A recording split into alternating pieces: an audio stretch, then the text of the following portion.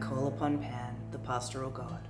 I call upon the universe, upon the sky, the sea, and the land, queen of all. I also call upon immortal fire. All these are Pan's realm. Hey my loves, I hope you're keeping well. Today I want to talk about Pan, the goat god of Greek mythology. Is he really dead? What does he have to do with the devil as we know it today? And of course, what's all this got to do with the tarot? This is a VR to the tag Top Tarot Trumps, started by Musings by Marsha.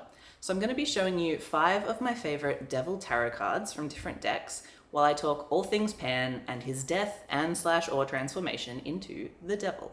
With spring just arriving here, it seems like a perfect time to take a look at how much of our idea of the devil comes from myths about Pan. And a quick disclaimer before we begin. There are a few words that often get used interchangeably in pop culture. So we have the devil, Satan, Lucifer, and even Beelzebub. And I just want to acknowledge that all of those are actually different terms. It would be really interesting to go into each and every one of those and all of their histories, but that would be even more weeks of research and way more rabbit holes to fall down. So narrowing the scope, I'm just going to be talking about Pan and the devil tarot card today. I also just want to foreground that I'm going to be mentioning Christianity a lot in this video and also sex and sexuality. So just a bit of a caution if those are sensitive topics for you. So with all of that said,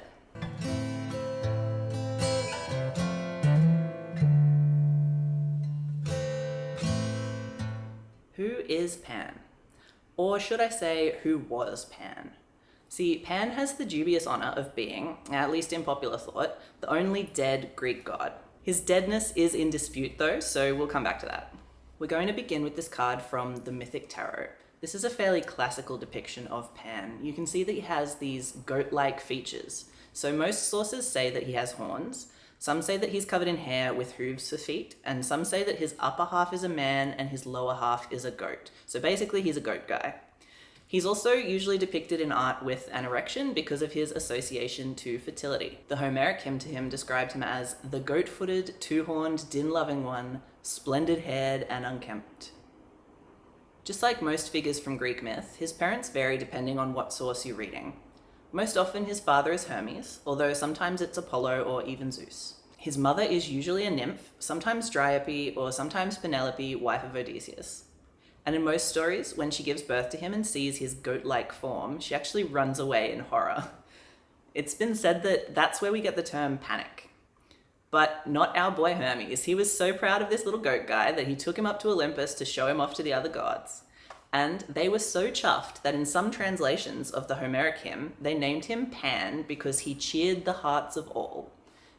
That's of course because Pan means all in Greek. The actual etymology of his name is probably more complicated, but I really like that story. I think it's cute.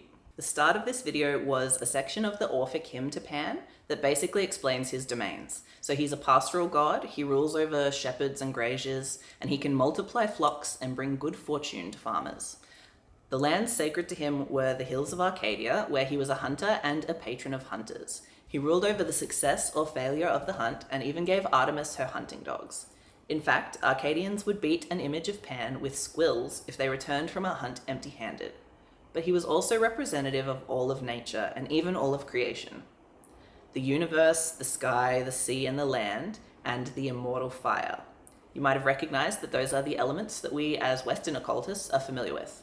So in a way, Pan was ruler over all the elements, all the forces of nature. But aside from representing the natural world, he also represented nature in humanity.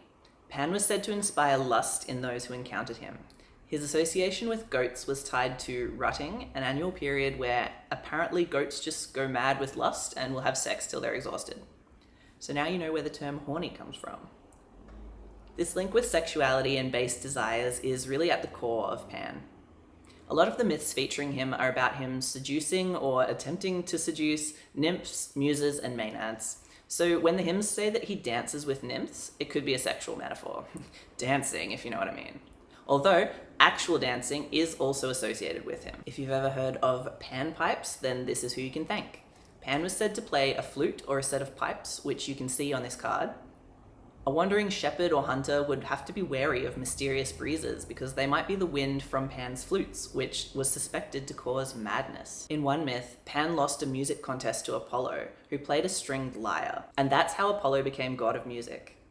There's a theory about that story that it's symbolic of the Hellenic conquests of Arcadia. When the Hellenes took over, stringed instruments apparently started to dominate over wood ones, except among peasants. So stringed instruments and Apollo became symbolic of the good conquering forces and the new way, while wood instruments and Pan represented the rural, the impoverished, and the old way. Hello, colonialism, classism, metrocentrism, my unbeloveds. And there are other stories where Pan has represented this type of new/old dichotomy. In one, Apollo tricks Pan into revealing the art of prophecy, and upon learning it, Apollo then conquers and takes the Oracle of Delphi for himself. Now again, all just theories, but some scholars suppose that this story represents another invasion, this time of Central Greece. The theory goes that the Hellene invaders were opposed by resident pre-Hellenic worshippers of a kind of earth deity. Capturing the shrines of that old belief system was instrumental in the invasion, so mythologies might have formed to symbolize those events. So remembering that all of our interpretations of ancient myths are all just theoretical, I do find it interesting that in these interpretations, Pan represents paganism, nature cults, and older belief systems, because it makes perfect sense that killing him in those stories would symbolize a kind of attempt to kill out those beliefs.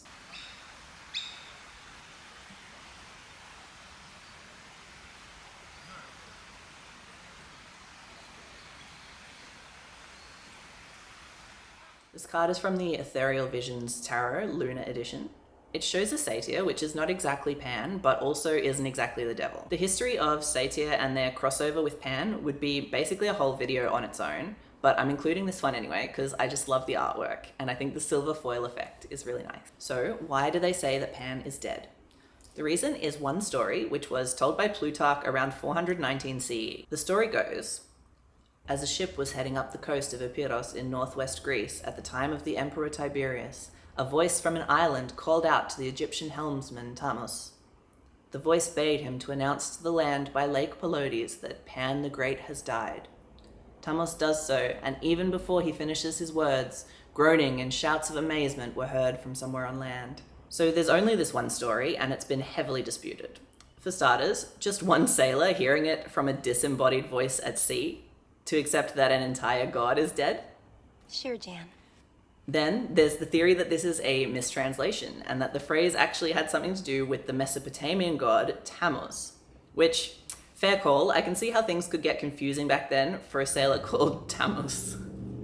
Another refutation is that it's basically Christian propaganda. I don't know if you guys remember anything else that allegedly happened at the time of the Emperor Tiberius, but I think some guy was getting pretty popular. So thinking back to those stories of the Hellenic takeover of local religions, this story could just be the Christians co-opting the same idea, declaring Pan defeated to show how their way is superior. If Pan represented all pagan religions in the area, then the cry that Pan is dead is akin to yelling that paganism had been eradicated.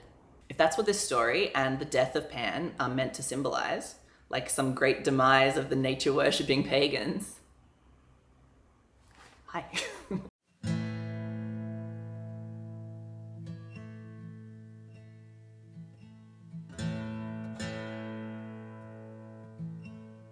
So, how did our horny little friend become associated with the Christian devil?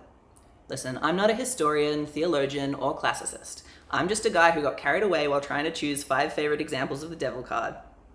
I reckon this question is a little above my pay grade, but I'm going to do my best. This card is from the Renaissance Tarot, and I think it's a good bridge at this point because it includes both the devil and Pan. So the main figure on the card is the devil, and Pan is up in the top left corner there, and there's a goat in the top right. One of Pan's forms was actually a full goat that he appears in some myths as. Pan, the wild, light-hearted, and slightly malicious god of the hillsides, lent the Judeo-Christian devil some attributes of his appearance and character. And that's not the only source I found saying that same thing. Researching for this video, almost every source that I found about Pan mentioned that his image or likeness has been co-opted by Christianity. He was considered the quintessential symbol of paganism, and so his features were adopted in representations of the Christian devil. I found this amazing article by Nicole Tubman called "Farewell Pan, the Rise of Satan in Christian Imagery." It says that Pan's associations with sex and fertility were incompatible with early Christianity. This over-sexualized lifestyle of Pan was in complete opposition to the virtuous, Jesus-like lifestyle promoted by early Christians, a life of chastity and resistance of earthly pleasures. Pan was the polar opposite of Jesus in this regard, as was Greek culture in general in antiquity. Sex was seen as a normal part of everyday life, something that even the gods would often take part in. And to top it off, it didn't help that he was ugly. According to the Christians, things like ugliness, deformity, and disease were punishment sent from God Almighty, which would be fitting for a figure later to be associated with Satan himself. In around the 4th century CE, Christian scholars officially started to link Pan with Satan. The Bible itself actually has very little mention of Satan. There are a few descriptions of him as a being of pure light due to him being a fallen angel. There are some discussions of him as a dragon, following the beasts who bring about the end of humanity in Revelations. But there's very little said of him and his physical description overall. However, one Bible reference that really helped to tie Pan and Satan together is goats. This is the devil from the Wild Unknown Tarot. In Matthew 25 verses 31 to 46, Jesus talks of the separation of sheep, aka the saved, from goats or the damned. The idea of sheep versus goats became really popular, especially in Christian art and iconography. I'm sure we've all heard about Jesus being the Good Shepherd. Well, again, from that great article, which I will link below, definitely go have a read, the author says it really beautifully. Combine a pre-established disdain towards goats, a rejection of all things sexual, and a God that the people refuse to give up, and the setting for making the imagery of Satan is set. It's pretty clear how Pan might have represented the antithesis of Christianity, or at least of the Christian church. All the things that Pan symbolized, music and dancing, joy, sex, fertility, hunting, all of these things allowed communities self-sufficiency and individuals agency. They represent freedoms that the church couldn't allow. Hedonism is the exact opposite of the structured and strict environment that Christianity was trying to cultivate. Being able to lose control of yourself, whether it's in orgiastic pagan ecstasy or just in dancing, is a freedom that reminds us that we don't need the chains placed on us by many organized religions. I mean, we've all seen Footloose, people. They hate that shit. Learning all of this and putting it together has really put a new slant on the term satanic panic for me. And it's not just because of that possible etymological link between pan and panic. It's like any time that people are being too free or experiencing too much joy and connectedness, Christian churches have to go spoil it. It's a bit of a joke nowadays to be accused of being a Satanist or a pagan, but everyone else who remembers the 90s remembers with me the last serious incidents of satanic panic. And it did have real life consequences for people who basically just wanted to wear black or listen to weird music. There always has to be some big bad that the church and that our major institutions can point to scare people back into line.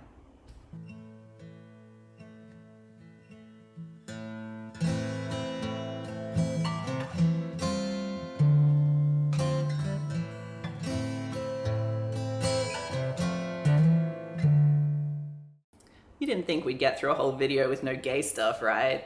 Pan is irrevocably tied to sex, and the myths that kill or defeat him seem, to me at least, to be partially about the judgment of sexuality. And who else gets judged, shamed, and marginalized for their sexual expression? This is the devil from the Fyodor Pavlov tarot. It's a delightfully queer deck, and this devil is no exception. And I'm not just pulling this association out of nowhere. Queerness really might have had something to do with Pan's adoption as the devil. As Nicole Tubman pointed out, gay sex was a common part of life in ancient Greece and heavily frowned upon by early Christians. So, incorporating a representation of ancient Greek sexuality, which inherently includes homosexuality, into the Christian representation of the ultimate evil was kind of a no-brainer. Hey, while we're here, I love the queer interpretations offered by Cassandra Snow in the book Queering the Tarot. Shout out to this book again. One of them is willing entry into a power dynamic, or just sexual expression generally, which this card definitely brings to mind. So there can be positive associations with the Devil card. Exploring taboos and the unfamiliar, questioning why some things are viewed as wrong or bad, or the inverse, why are we chained to an idea of what is right? Just accepting one way or the other without having solid foundations underpinning our views is putting ourselves in chains.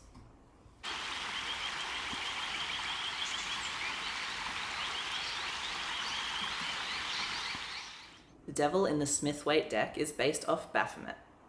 And listen, there are lots of great videos already about the RWS Devil and its history, same as there are lots of videos already on the Devil in Marseille and other historical decks. In fact, I highly recommend checking out Marsha's video on historical devil cards. So I won't go into too much detail about how we got here. But suffice to say, parts of Pan were already subsumed into the devil of religious art and iconography long before the first tarot decks. So you could say Pan has always been in the devil.